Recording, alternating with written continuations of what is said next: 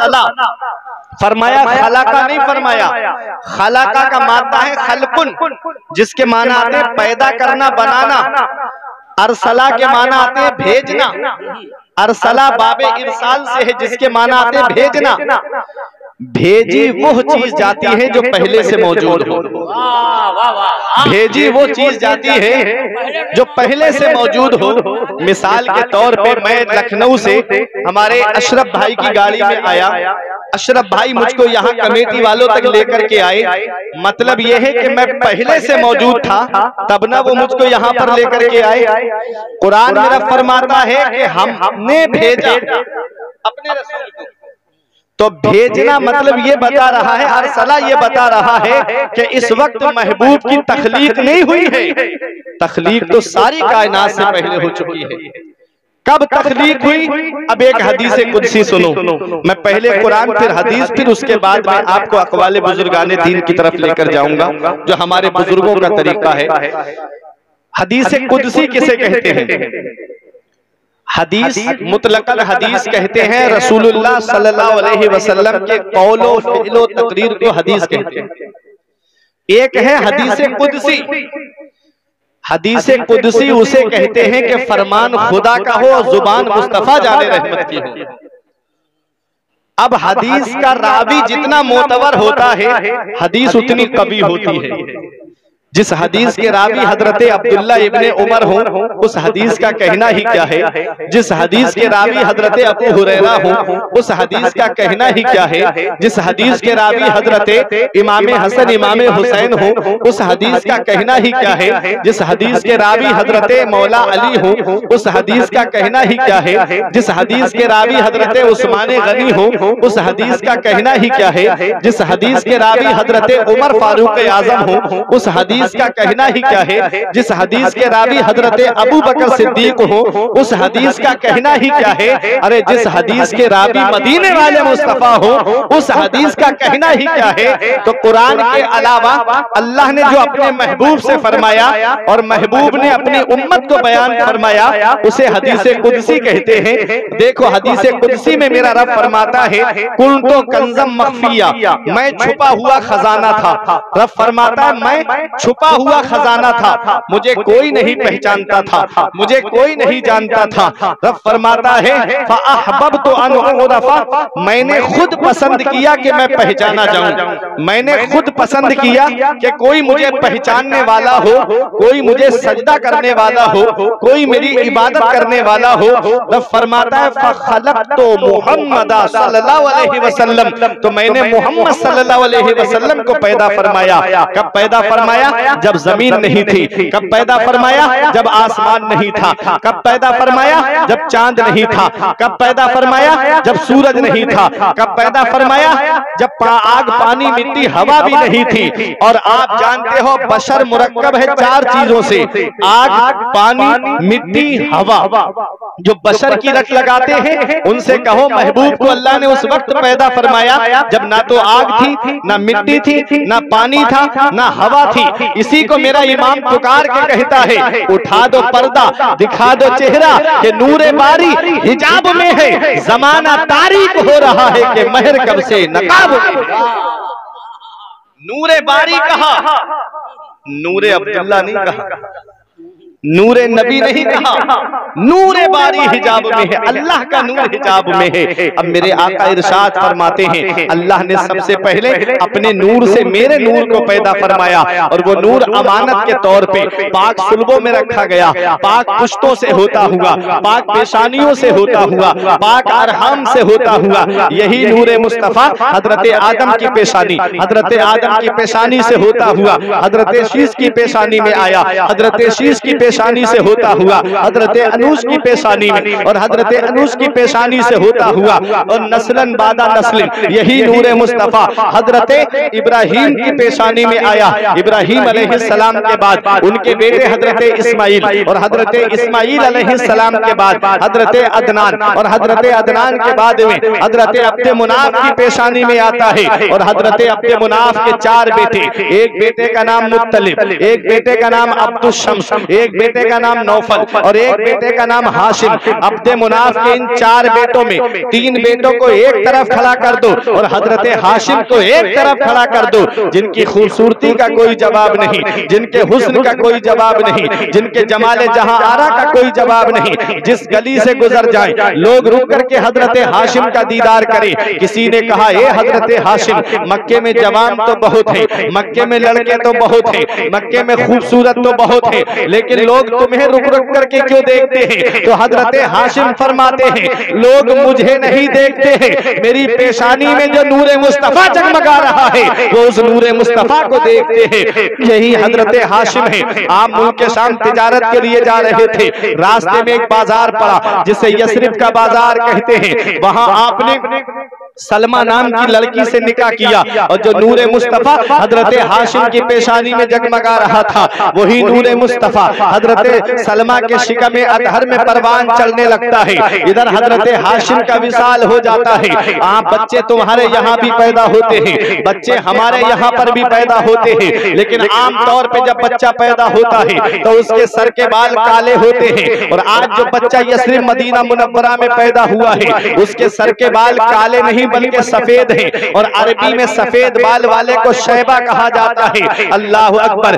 जब वो बच्चा पैदा हुआ अहले अरब ने उस बच्चे के बालों को देखा, उसके सर के बाल सफेद हैं, बड़ा हसीन बच्चा है, बड़ा खूबसूरत बच्चा है। तो अहले अरब कहने लगे, हाजा शैबा, हाजा शैबा, ये तो बूढ़ा है, इसके सर के बाल सफेद हैं। अल्लाह अकबर। वही नाम उनका पड़ गया। इधर मुत्तलिब को पता चलता है तुम्हारे भाई की अमानत यसरिब में परवान चढ़ रही है। वो अपने भतीजे को लेकर के मक्का आए। जब मक्के वालों ने हजरत शैबा को देखा, आप मुत्तलिब की पीठ के पीछे बैठे हुए थे, तो आपको देख करके मक्का वाले कहते हैं, ये बच्चा इनके घर का नहीं लगता, ये बच्चा इनके कबीले का नहीं लगता, हम मुत्तलिब के परिवार के सारे बच्चों को जानते हैं, ये कौन है? जब पता नहीं चला तो कहने लगे, हाजा अब्दुल मुत्तलिब। अब्द के माना गुलाम के आते हैं और मुत्तलिब उनके चचा का नाम है। वो उस बच्चे को गुलाम समझने लगे। कहते हैं मुत्तलिब किसी को गुलाम बना करके लाए हैं। कहने लगे, हाजा अब्दुल मुत्तलिब। और सारी दुनिया जानती है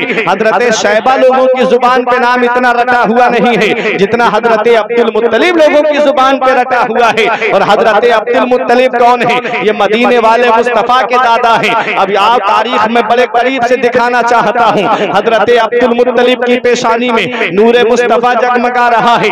एक दिन जमजम का कुआं खोदने के लिए आप आगे बढ़े तो कबीला बनी जुरहुम के लोग आ गए। कहते हैं ये कुआं खोदने नहीं देंगे। आपने कहा तुम मुझे रोक के दिखाओ। वो बोले हम तुम खोद के दिखाओ। आपने पीछे मुड़ के देखा, कोई सपोर्ट करने वाला नहीं। उस वक्त आपने दुआ की, अल्लाह अगर तू मुझे 10 बेटे देगा तो एक बेटा तेरी राह में कुर्बान करूंगा। अल्लाह ने 11 बेटे अता फरमाए और 11 जवान हुए और बेहतरीन जवानी के आलम में पहुंचे।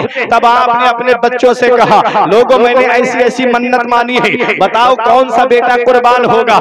हर बेटे ने कहा कि हमें कुर्बान कर दीजिए। आपने कहा मैं कुरा अंदाजी करूंगा। जब कुरा अंदाजी की गई, 3 मरतबा कुरा अंदाजी की गई और तीनों मरतबा हजरत अब्दुल्ला का नाम निकलता है जो मदीने वाले मुस्तफा के वालिद हैं। मेरे नबी के वालिद का नाम निकला। अब आओ, जब आप कुर्बान करने ले जा रहे थे तो कबीले के लोग आए, खानदान के लोग आए, बोले ए अब्दुल मुत्तलिब क्या करने जा रहे हो? अगर तुमने बेटा कुर्बान कर दिया तो हर बाप को बच्चे कुर्बान करना पड़ेंगे। ऐसा करो, यहाँ थोड़ी दूरी पर एक काहिना औरत रहती है, चलो उसके पास चलते हैं और उससे जाकर के कोई बात पूछते हैं। वो कोई पुरानी पिछली किताबें पढ़ती है, वो कोई रास्ता बताएगी। आए उस काहिना औरत के पास, बड़ी तेजी के साथ मुख्तसर अंदाज में तारीख बयान करता चल रहा हूं। मुझे नबी की सीरत आपके सामने बयान करनी है। जब आए आपने उसके घर का दरवाजा खटखटाया, बूढ़ी औरत थी, चादर सर पे नहीं है, डंडे का सहारा लेकर के बाहर आई और जैसे ही बाहर आई उसने कहा क्या बात है? हजरत अब्दुल मुत्तलिब कहते हैं मैंने ऐसी ऐसी मन्नत मानी है, बता तू कोई ऐसा तरीका बता जिससे मेरा रब राजी हो जाए और मेरा बेटा भी बच जाए। अल्लाह अकबर। वो काहिना औरत कहती है क्या उस बेटे को दिखा सकते हो? कहा कहा क्यों नहीं। जैसे ही हजरत अब्दुल्ला को आगे किया, वो काहिना औरत पेशानी को देखने लगी, अंदर गई, चादर सर पे ओढ़ करके आई और बाकायदा पर्दे के साथ आके कहती है, ए सरदारे मक्का सुनो, ए हजरत अब्दुल मुत्तलिब सुनो, अपने बेटे को वापस ले जाओ। दुनिया में कोई ऐसी तलवार बनी ही नहीं है जो हजरत अब्दुल्ला की गर्दन को काट दे। वो काहिना औरत से पूछते हैं, सरदारे मक्का किस बिना पे कहती है? तो वो काहिना औरत कहती है, अरे आखिरी पैगंबर जो इस दुनिया में आएगा उसका नूर हजरत अब्दुल्ला की पेशानी में जगमगा रहा है।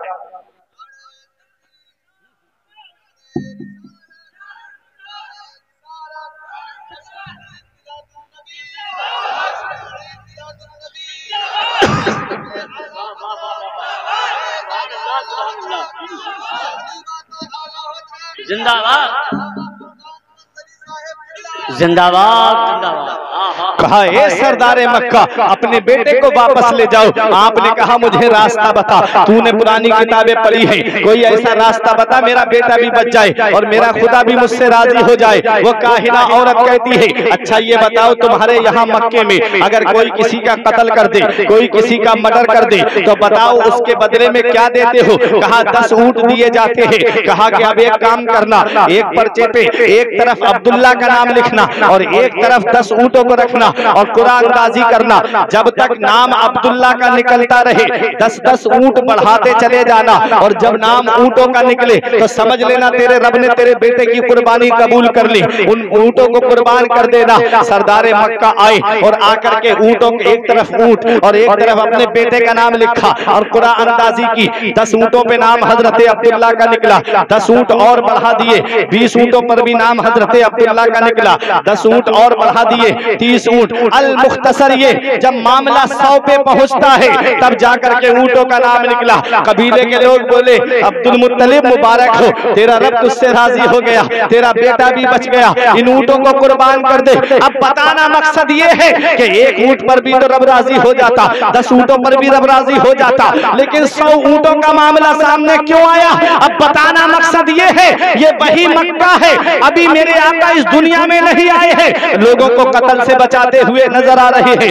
गारतगिरी से लोगों को बचाते हुए नजर आ रहे हैं। यही वही मक्का है जहां बात बात पे लोगों का मर्डर कर दिया जाता, बात बात पे लोगों को कत्ल कर दिया जाता।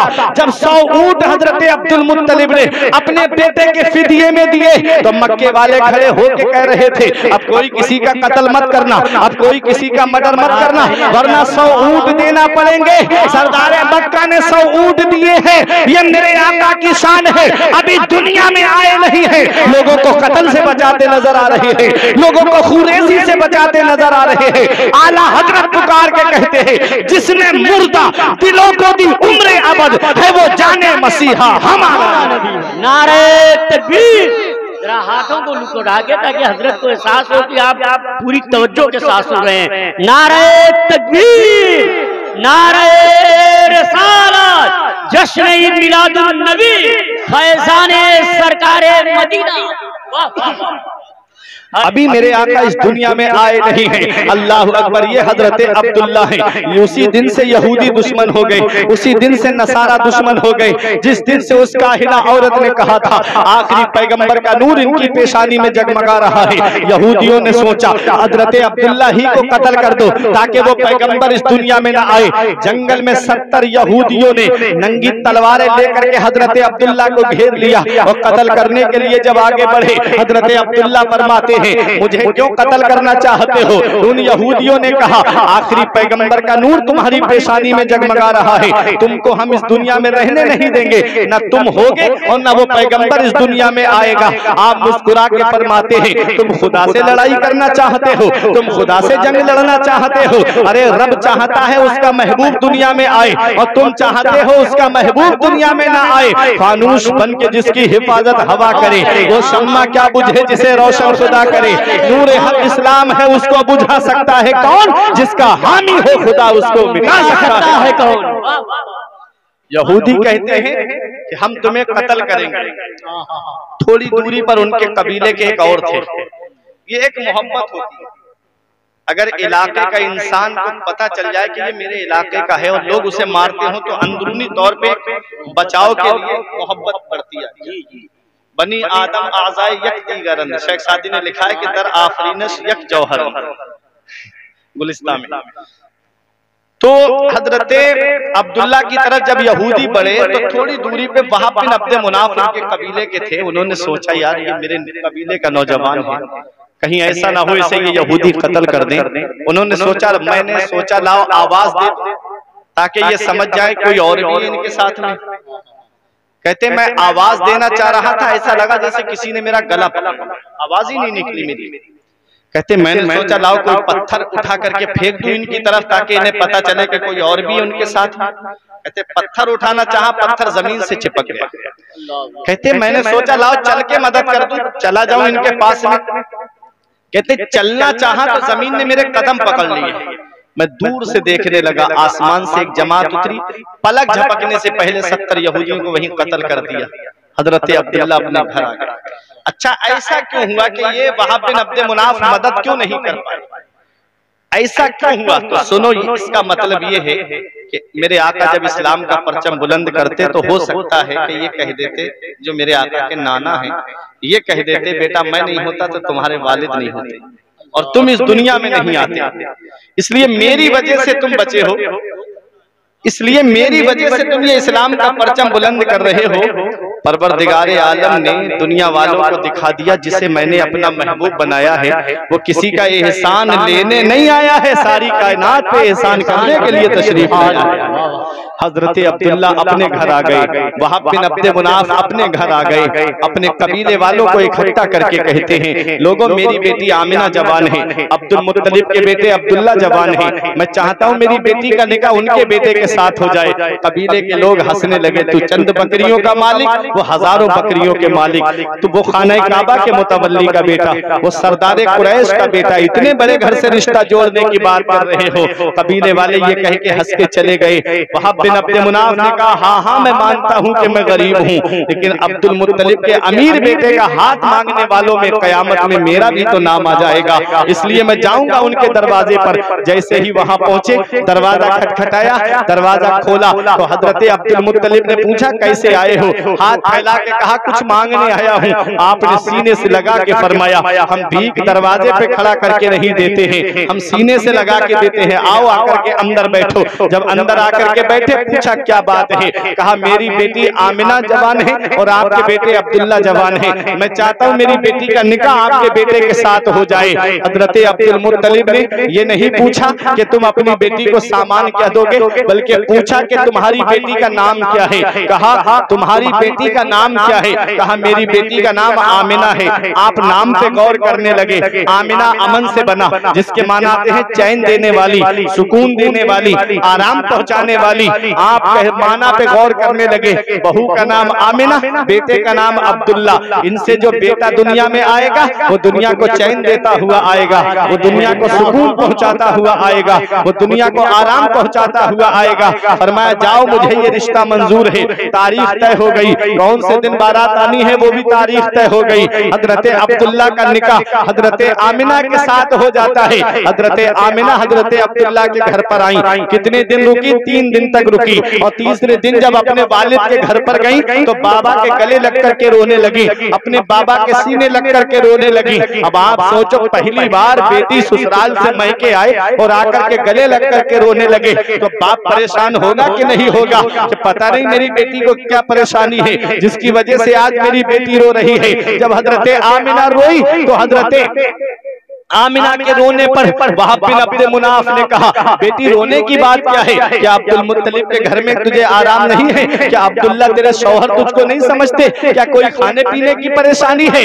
तब हजरत आमिना ने कहा बाबा हजरत अब्दुल्ला सबसे अच्छे मेरे शौहर है, ऐसा किसी का शौहर होगा ही नहीं जैसे मेरे शौहर है। अल्लाह अकबर। और कहा कि पूरे मक्के में अगर सबसे कोई सही घराना है तो वो हजरत अब्दुल मुत्तलिब का घराना है। पूरे मक्के में अगर सबसे बेहतर कोई घराना है तो वो हजरत अब्दुल मुत्तलिब का घराना है। कहा बेटी फिर रोती क्यों है? हजरत आमिना कहती है बाबा आपके घर से इससे पहले भी मैं निकली, लेकिन कभी मुझे किसी पत्थर ने सलाम नहीं किया, कभी मुझे किसी पेड़ ने सलाम नहीं किया। आज जब मैं अपने घर से निकली हूँ और आपके घर पे आई हूँ तो बाबा रास्ते में जो भी पत्थर मुझे मिलता वो मुझे सलाम कर रहा था, जो पेड़ मुझे मिलता वो पेड़ मुझे सलाम कर रहा था। वहाब बिन अब्द मुनाफ बेटी की पेशानी चूम के कहते हैं ऐ मेरी बेटी आज मेरी तमन्ना पूरी हो गई, मेरी ख्वाहिश पूरी हो गई। मैं चाहता था कि आखिरी पैगंबर जब इस दुनिया में आए तो बेटी तुम्हारे और अब्दुल्ला के जरिए इस दुनिया में आए। मेरी वो तमन्ना पूरी हो गई। मेरा इमाम बरेली से पुकार के कहता है अपने मौला की है बस शान अजीम, जानवर भी करे जिनकी तासीम, संग करते हैं अदब से तस्लीम, पेड़ सजदे में गिरा करते हैं।